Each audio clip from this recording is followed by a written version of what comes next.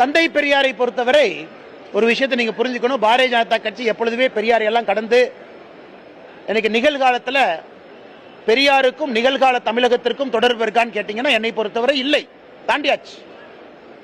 இன்னைக்கு இவங்க எப்போ ஒரு கட்டமைத்த ஒரு பிம்பத்தை வச்சு அரசியல் செய்ய வேண்டும் என்று நினைக்கின்றார். ஒரு பலூனை எவ்வளவு ஊதினாலும் ஒரு காலத்தில் அது உடையத்தான் போகுது. என் கையில முரசொலி 1962 பொங்கல் மலர்ல முரசொலி பெரியாரை பத்தி பப்ளிஷ் பண்ண கார்ட்டூன் இருக்கு, பெரியாரை கேளுங்கள். இந்த கார்ட்டூன் நான் படிச்சா ரொம்ப அருவருப்பா போயிடும், அது ஆபாசமா போயிடும். ஏற்கனவே சொன்னேன், நான் அருவருப்பா ஆபாசமா பேச மாட்டேன்.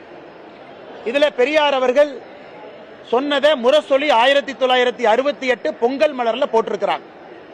சில ஜாதிகளை பத்தி எப்படி பேசி இருக்கிறாங்கன்னு பாருங்க, சில மக்களை பத்தி எப்படி பேசி இருக்கிறாங்கன்னு பாருங்க. இதெல்லாம் தாண்டியாச்சு.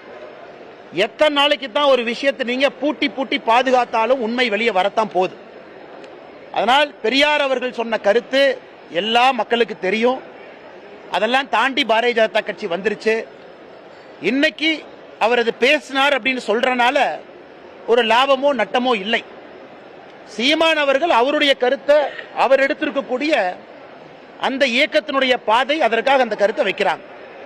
நான் ஏற்கனவே சொன்னது போல அந்த கருத்து சரிதான், உண்மைதான், பேசியிருக்கிறாங்க. ஆனால் நான் அதை பேச விரும்பவில்லை. ஏன்னா இதை கடந்து நாங்கள் போய்விட்டோம். நாங்க பெரியார் எப்படி பார்க்கிறோம்னா, எண்மண் எண் மக்கள் யாத்திரையில ஸ்ரீரங்கத்தில் சொன்னோம், பாரதிய ஜனதா கட்சி இங்கே ஆட்சிக்கு வரும் பொழுது இந்து அறநிலைத்துறை இருக்காது, கோயிலுக்கு வெறிய அந்த ஆபாசமா என்ன பொறிச்சு வச்சிருக்கிறாங்களோ அது எல்லாம் அகற்றப்படும், அது பொது இடத்துல கொண்டே வச்சிடறோம். உங்களுக்கு பிடிச்சதுன்னா தீக்காக்காரங்க நீங்க போய் மாலை போட்டு அதுக்கு மரியாதை பண்ணுங்க, பொதுமக்கள் பிடிக்கலாம் யாரும் போக மாட்டாங்க. இப்படித்தான் நாங்க பெரியாரை பார்க்கிறது. ஆனால் எங்களை பொறுத்தவரை பெரியார பாரதிய ஜனதா கட்சி எப்படி பார்க்குதோ எங்களுடைய சிந்தனை மாறல, அப்படியே தான் இருக்கும். தொல்காப்பியன் பொய்யன், சிலப்பதிகாரத்தை பொறுத்தவரை அவரே சொல்லியிருக்கிறார். இந்த கருத்தெல்லாம் உங்களுக்கு தெரியாது, நான் சொன்னா தவறா போயிடும்.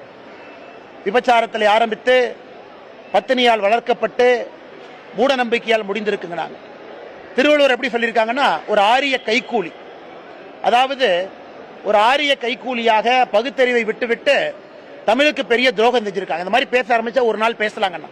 ஆனால் அதற்குள்ள நான் போக விரும்பல, அது தேவையும் இல்லை என்று நினைக்கின்றேன். அதை தாண்டி இன்னைக்கு தமிழகத்திற்கு எத்தனையோ நல்ல விஷயம் வேணும், அதை பற்றி ஆரோக்கியமான விவாதத்தை தமிழ் சமுதாயம் செய்ய வேண்டும் என்பது என்னுடைய கருத்து.